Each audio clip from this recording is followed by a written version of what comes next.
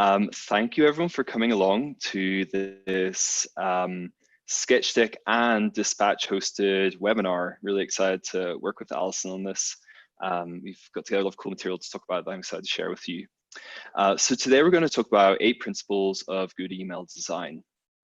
And first of all, just a little introduction to ourselves. I'm David Mack. I'm co-founder of SketchDeck, which is a design service providing fast, high quality design on demand when you need it. And I'm currently the Chief Marketing Officer there. And Alison, over to you. Thanks. Yeah, my name is Alison and I'm the head of marketing here at Dyspatch. I've been doing digital marketing for almost 10 years now, mostly focused on B2B SaaS. And just a quick intro to Dyspatch, we're an email production platform that helps brands build advanced email templates in minutes without needing to have any coding skills. I should shout out that we use Dyspatch for a lot of our emails, and it's a really awesome platform. We've been using it, I think, since 2014. So awesome. So let's kind of introduce this topic and get this rolling. So today we're going to talk about 8 principles of good email design, and we've tried to make this kind of an interesting mix of both kind of like timeless advice that we kind of use every day in our email design at SketchDeck, and also looking at kind of new trends, new technologies, and ways you can use those to stand out from the crowd and improve the design of your emails. So I'm going to take you through the first 4 principles, and I'll hand over to Alison for the next 4, and then there'll be a Q&A at the end. And if you have questions, feel free to fire it into the Q&A button in Zoom, and then we'll have all those listed and we can go through them later, and that's a really cool system for doing that. So without further ado, let's jump into the principles. So a little bit of kind of context and background.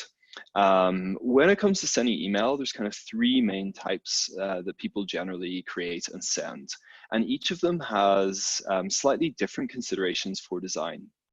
First of all, you have transactional updates. These are things like someone got added to a platform, or a billing update, credit card update. They're kind of like small messages where they're very functional, and you want them to not feel like promotions, because it's kind of important, succinct information. Those tend to have a sort of simpler design. Sometimes these are plain text with some companies. That's a popular way to do it.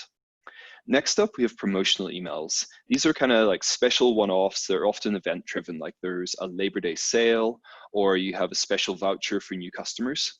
And unsurprisingly, the goal of these are to get people's attention and to draw their attention to one very specific thing that's often quite urgent and has a call to action on it. So we'll see kind of in the next slides, a lot of these design techniques really work well for promotions to get that kind of like attention, make it stand out. And then the final type are newsletters. So we're all very familiar with these, your weekly or monthly newsletter as a way to keep in touch with your audience. And these tend to have the most content of these 3 types of emails. Your newsletters often have digests of news. They have, say, focuses. We always have an artist focus in ours. They often kind of have like updates and little missives from people in the company. So in these, you tend to need to design slightly differently to allow for more content space. But you still have the same kind of challenges of working on different devices and making it look beautiful and on brand. So all 3 of these types of emails, different parts of these principles will apply to. So the first principle I want to talk about is, I've called this Envision for the little screen. So, we've kind of, as marketers, been talking about being mobile first for a long time, but the statistics show that we're not really quite mobile first yet.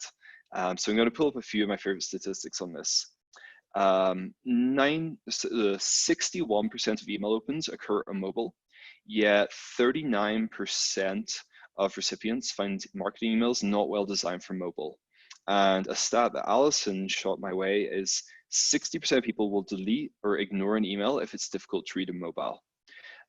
So whilst mobile-friendly email design has been increasing, as an industry, we're still not there yet, clearly from the statistics. And at SketchDeck, we like to really go forward with kind of mobile first design thinking. We like to think about the mobile experience first. And there's some cool benefits to this.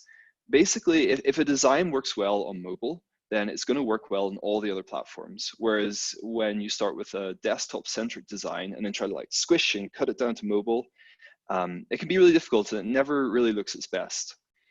And the other really cool thing is that you can use the constraints of the small screen as a prompt for creativity. You know, how with this little space do we make the most of it? How do we make something striking, something that quickly gets across our message? And you know, this is kind of really wonderful because it forces you to like pare down the non-essential. And there are two examples I've included here, one from Sonos and one from Girlfriend Collective. And I think these are just really beautiful, inspiring examples of how you can work with, you know, one image, a lot of space, you know, really kind of go first with your primary message and some big text. And, you know, I think they're really effective, engaging emails. So principle number one, you know, really start from a mobile design mindset and use that as not a constraint, but actually like inspiration. The next up principle, and this kind of really follows on direct with that, it's almost a sort of cliche for designers to recommend this, but like really be generous with white space.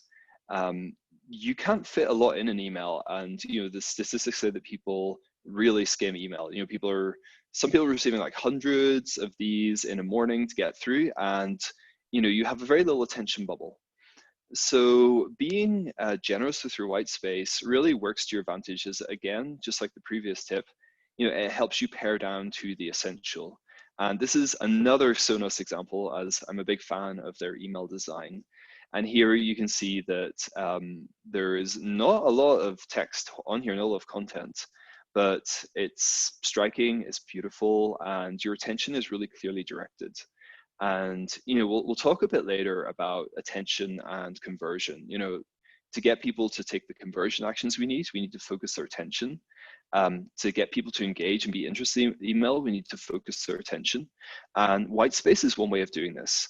You know, because the lack of content means people are going to put attention elsewhere onto the content you want them to see. So be generous with white space. Next principle. This is a kind of quite sort of high level design / writing perspective that again at SketchDeck, we like to think about this a lot. And it's to start a conversation. So the kind of the core idea here is that, again, you know, the emails are, you know, an email it's short, you don't have a lot of time, it's on often like a quite constrained device. And you know, the best thing you can really hope to do is to kind of like start the ball rolling. You know, an email is not a place, not that anyone would do this, but an email is not a place to include a full blog article or, you know, to include, you know, the entire user manual for your platform. It's a place where you can have one tiny little nugget of information. And we like the idea of thinking of this as a great opportunity to start a conversation where, you know, you tantalize them with some bit of news, something, and then give them ways to continue on this journey, you know, to learn more, to take some action, to perhaps move to a browser where you can provide much richer, more interactive content. And also you can provide form completions in a browser. It's not as easy, though possible in an email. And the kind of the design impact of this is, again, you can think about like, what is the kind of intriguing first prompt? What is the kind of curiosity building image design that we can put here? And then how can we follow through to let people kind of continue the conversation later? So I'll move on to principle 4. This is one of our new technology principles. So I've said, try the dark side. Everyone's probably noticed that a big technology feature theme over the last year has been to add dark mode to software. Dark mode is in iOS, it's in OS X, it's in a lot of other platforms as well. And it's also in browsers. And a really interesting thing that you can now do in email, and we've been delivering this to some of our pioneering clients, is to make a dark mode email. So you can see here an example from Litmus, an email that responds so that when the user is in dark mode, the email appears dark. And you know, dark mode, if you haven't seen it, basically a lot of our the sort of Chrome and interface on our computers is quite bright and white, and dark mode flips the script and turns it dark with contrasting colors. I actually have my devices set up so that when it's evening and dark outside, they all change to dark mode, so it's easier on my eyes. And you know, why bother doing this? Why is this interesting? The kind of concept behind this is that we want to try to make our emails as kind of personalized to the reader and their context as possible. Like we always, you know, just as we want to segment our email lists and provide a message that's specific to the reader, we can also think about that. What's the actual environment? You know, what's the device? What is the time of day? What is the light that they're looking at this? And try to craft our email and how it looks and feels to fit that as well as possible. And you know, that kind of makes, you know, I believe that makes a statement as a company that you understand your audience, that you respect them, that you care about fitting into their life. I think it's also really a sign of quality in your email. And you know, just as people complain about emails not working well on mobile, and this is a big both complaint and reason for people skipping emails. You know, we can go one step further. People don't necessarily demand that emails are dark mode, but when they are, it's really wonderful. It's memorable and it's pleasant. And you know, right now, if you do this, you are actually going to stand out as a pioneer of this. So we've had some clients do this, and we think it's a really wonderful thing if you have the time and budget to make it happen. So those are the first 4 principles. And if you have any questions, please shoot them into Q&A, and we'll go through them all a little later. And I'm now going to hand over to Alison for the next 4. Thanks, David. So on to principle 5, design to convert. So what you see here in the right is an illustration with a triangle overlaying, which is highlighting the different points in the email where your eye will be drawn to automatically. And as you scroll down the content in the email, it becomes more narrow, leading to the CTA. So most of the time, we're emailing to get our readers to do something. You can use the conversion triangle as a tool to see if your layouts are leading people to action. And a few tips here are to make sure that the visual points have good contrast with other content. You want to make sure that they're rendering correctly, including in dark mode. Sometimes you get that, like a logo with a white square background in dark mode, and that's not the most visually appealing. So wanting to avoid things like that. And also be sure to use lots of white space. So as David already mentioned, to make the flow of the content smooth and to get the eye to where you want it to be. The minimal design here in this example also lets you focus on key features, so such as the logo, title, image, and the CTA. It's good to make sure that these are the most prominent elements of your email, because as your readers scan through, they won't get caught up in any noise if your email is overcrowded with too many visuals. Next slide, please. Thanks. So principle 6, gift your audience a show.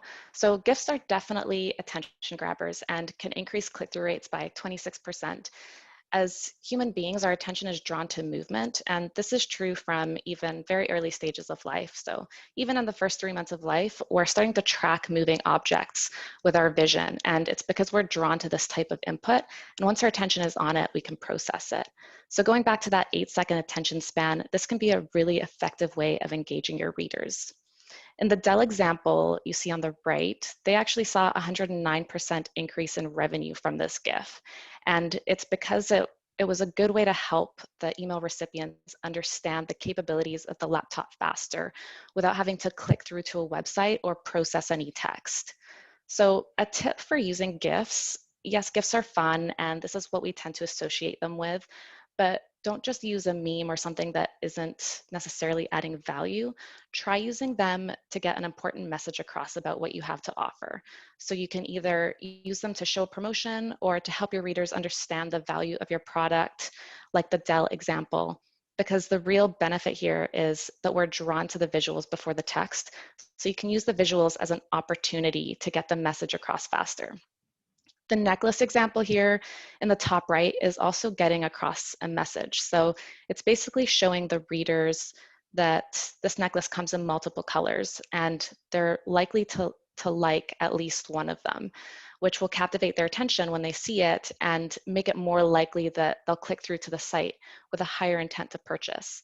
So it's like the difference between typing it out in the email content and saying, the necklace comes in many different colors, come check it out by clicking here, compared to just showing the reader all the options without taking them away from the email or requiring them to read that the necklace comes in different colors. So these types of gifts can be really powerful and they're definitely worth a try. Next slide. Printable 7, bring it to life.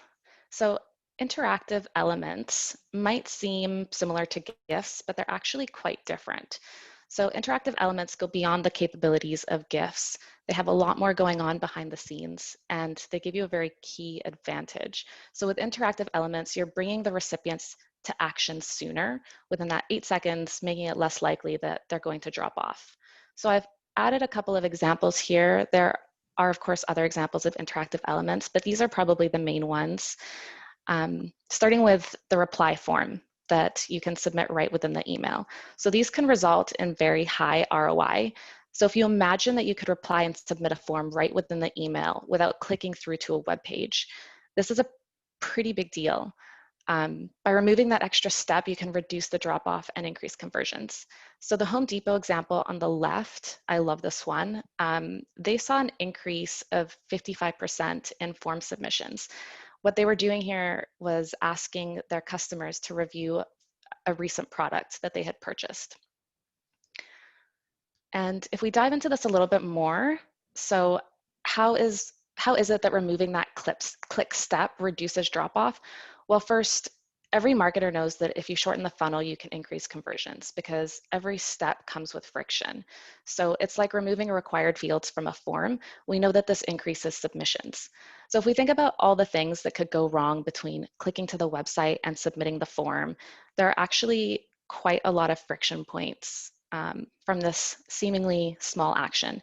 So this is especially true when you're on the go. Picture you're checking your email on your phone, which we all do, and say the Wi-Fi is spotty and the page takes a really long time to load. What are the chances that you're going to stick around and complete the CTA of that email? It's pretty slim. I know for me personally, I often just, if it takes too long, I get distracted with other things around me. I just give up right away. And unless it's a really important email, I don't usually come back to complete that action. Logging in is another friction point that I think we can probably all relate to. So if you click through to a site and actually get there, assuming the Wi-Fi is fine, and then you're asked to log in before you fill out and submit a form, what are the chances you're going to go through this extra effort that you didn't anticipate, especially if your phone didn't remember your password, which is probably the most frustrating thing that we can all relate to. So if you think about how this can be used, you can embed a form and use it for several different purposes. It could include like a webinar registration in your email. You could use it to boost demo requests, and you could include surveys or feedback forms, pretty much anything you can think of involving a form. Moving on to live polls. So imagine if you could see live poll results change in an email as more people submit their answer, just like in a web page. If you could see the results and submit your answer right in the email with one click instead of two, would you be more likely to do it? Most people probably would. So showing people live data and giving them the ability to easily contribute is a great way to increase engagement.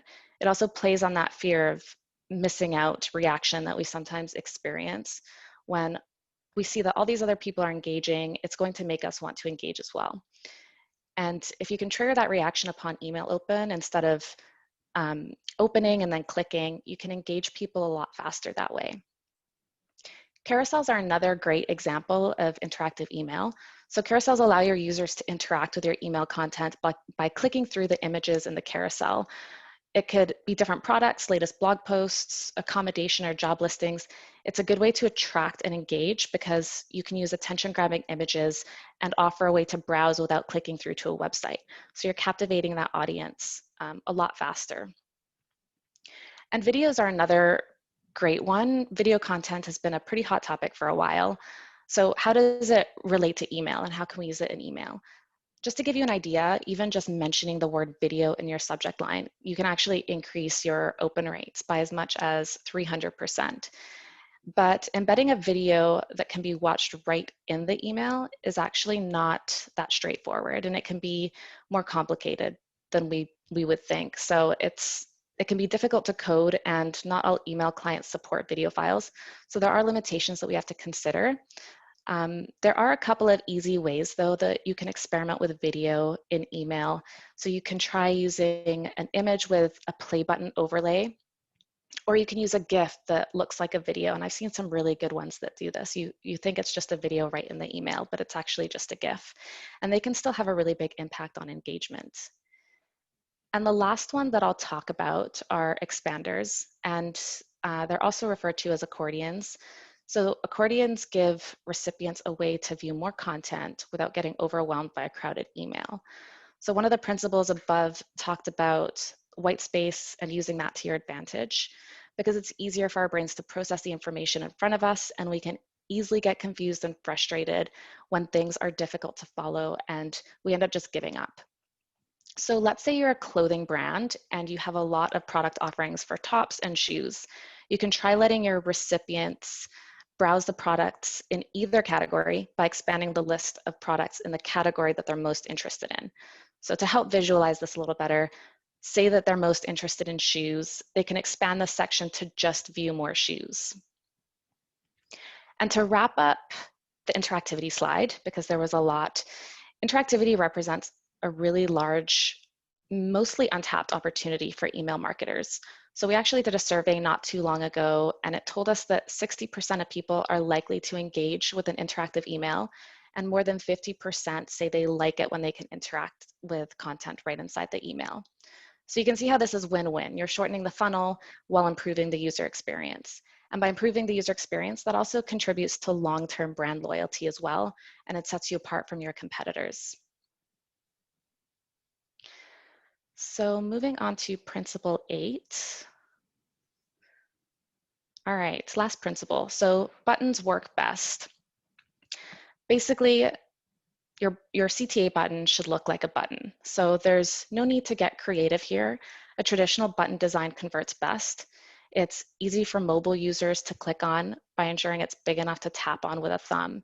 And no one likes the pinch and zoom routine. It leads to frustration, and it leads to drop off in engagement. Placement here matters too. So if your email is long enough to scroll through, you should have more than one CTA button. The idea here being is that you always want a button to be in reach.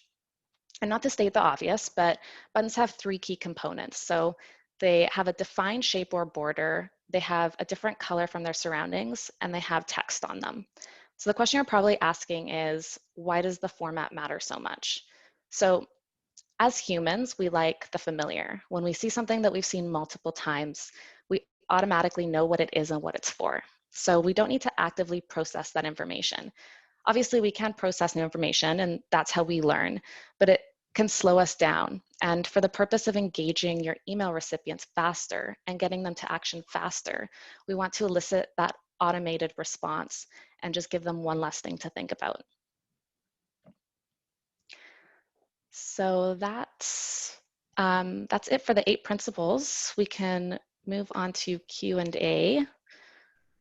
If anyone has any questions, just plop them into the Q&A box and we can answer them for the whole group. I see a couple here already. Yes, so question here, does your platform support these in-email interactivity reviews and engagement? Yeah, good question. So we do support interactive emails, and because interactive emails can be quite complicated to code and they can be difficult to implement, Dyspatch actually specializes in this. So we have a drag and drop email builder, and it helps you build interactive emails really easily just by dragging and dropping that interactive element into your email. So we do support many interactive features.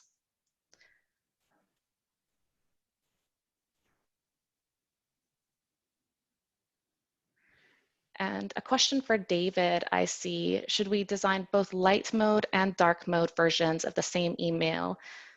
Then the device will know to choose the dark mode when the user has that setting enabled? Completely, yeah. So you basically end up kind of coding like two versions of the same email, and there's some special technical ways that you can include that code so it gets switched between the designs. This also means you can do like cool things like add some, add some little like sleepy time illustrations to your dark mode. So yeah, you want to basically code two versions of the email that all go in one package, one package sent out. Of course, like test.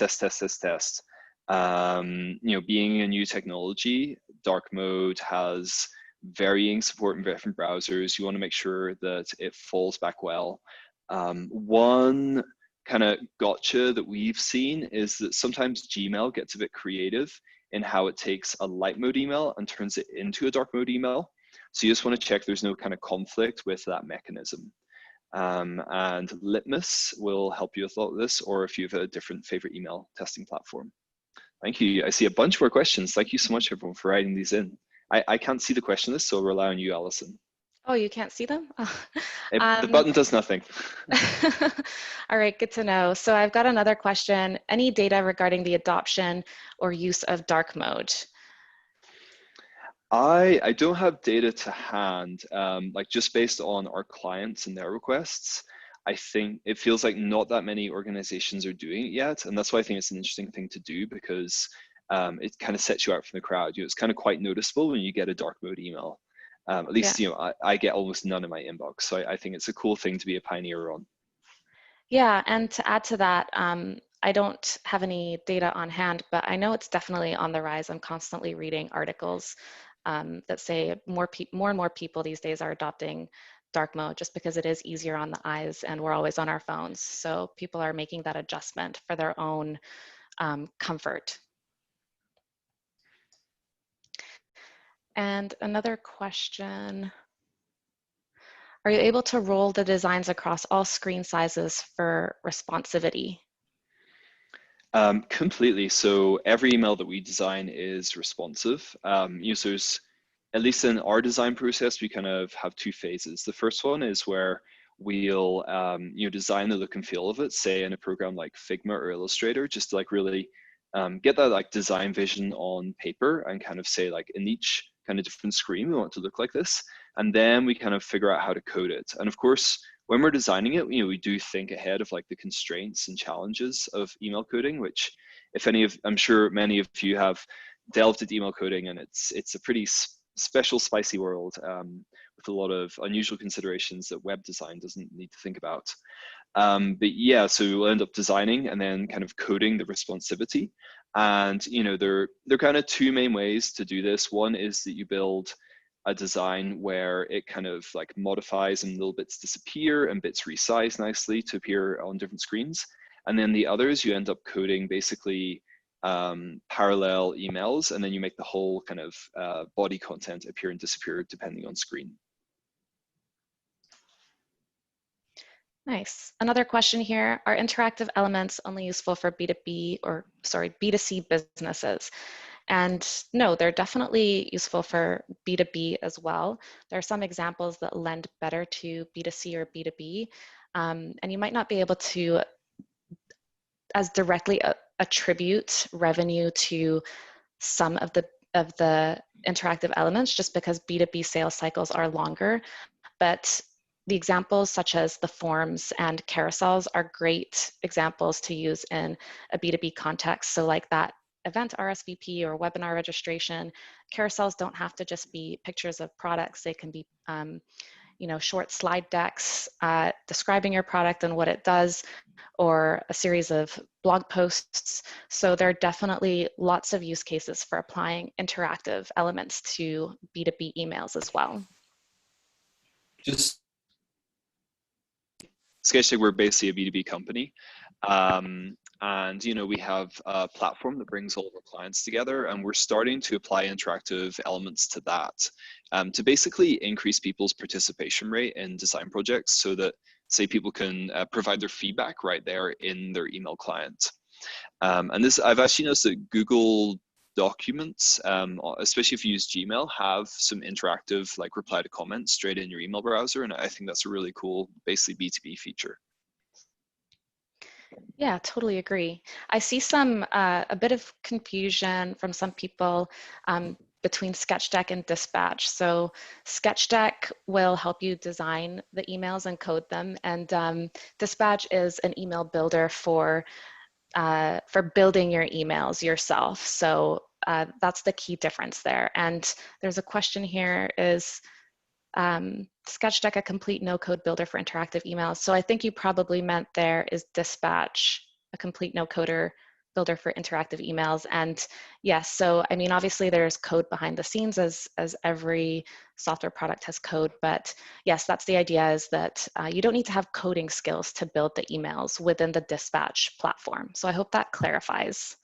Yeah, and to clarify, SketchDeck is a team of graphic designers, project managers, and coders around the world. That, you know, and we provided a sort of design service that's kind of fully comprehensive, and we also have built a large platform that kind of makes this like fast and agile and really high quality. And there's another question here: buttons within reach, should we keep them closer to the left or center? Are there any guidelines? I think it depends on platform. Like you know, mobile versus desktop is a very different interaction pattern. You know, like a sort of a mobile thumb where it can reach versus a mouse cursor and where it's at. I have not reviewed the data on this. Have you looked at data on this, Alison? No, I actually haven't. That's a good question, though. Interesting. Yeah. And let's see if there are any other questions. How do you include features when not all clients support them? So I'm assuming this is talking about the interactive elements. So that's a great question. And yeah, so the idea here is that you would have fallbacks that your recipients would see if your email client or if their email client doesn't support those interactive features. So that just ensures that your recipients are always seeing that personalized version, and they're not just getting you know, a bad email. And it does take a little bit of extra effort to incorporate those fallbacks, but it's well worth it to do that. I think I see another Q&A. Let's see.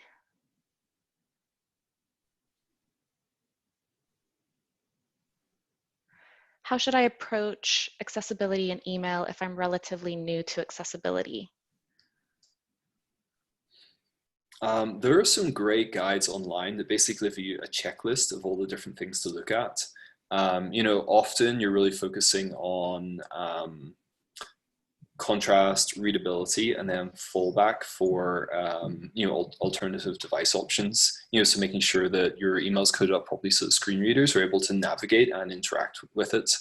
And thanks, like actually, there's been like a lot more software built over the last kind of like 10 years to provide even more accessibility for different groups. So there's always something that's changing. Also, like keeping your content a little bit simpler does actually help, because it just means, you know, there's fewer things to navigate and figure out. Great. I think that's all the Q&A that we had. I'm not seeing anything else come in. So David, do you think we can wrap it up? Is there any last details that you'd like to add? Nothing more from my side. Thank you everyone for coming along. It's been really fun to do this. It's really fun to host this with you, Alison. Yeah, likewise. Like if anyone has other questions, you know, of course, like at sketchdeck.com, we're always writing about this kind of stuff and happy to help. Our team are very chatty and responsive. You ever just throw them a random question. Anything else from you, Alison? Yeah, no, that's good to mention too. So we'll be sending out a recording of the webinar and the slide deck. And if you have any other questions that come up, just feel free to respond to that email, and we're happy to get you some answers. And thanks everyone for your great questions. Yeah, thank you so much, and have a great rest of your day. All right, bye everyone.